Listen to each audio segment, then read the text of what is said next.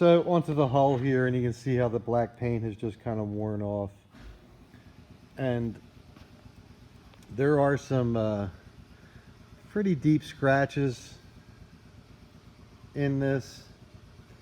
However, I don't really think they really need to be addressed, because truly the amount of work that has to go into that to get rid of them is really expensive. Plus, this is a boat that when they were making these, they just rolled the epoxy in. So it's not a real solid color. That's a real long story that we're not going to get into, but this would really clean up and buff up nicely. I'm curious if there's wax on this thing. I'm not sure if the customer waxes his boat or not. And then you can see there's right there's some decent scratches, and they won't come out with the compound polish. We'll check to see if he still uses the impeller. A lot of people have electronic stuff now that's wireless. And then there's a little scratch there. They're pretty superficial, but when you can rub your nail into it, they're not going to buff out. And then the fin looks like it's scraped up, but this will clean up nicely.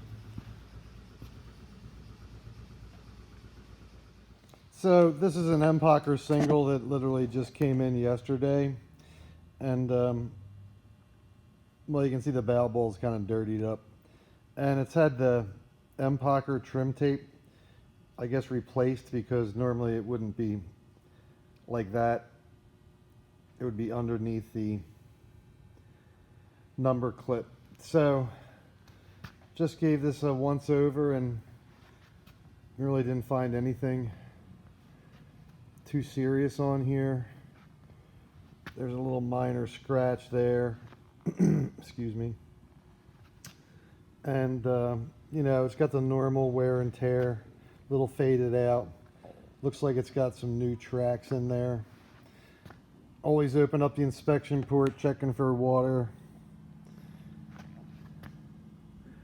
And then the footwell looks good. There's no water bottle mark where it usually wears through.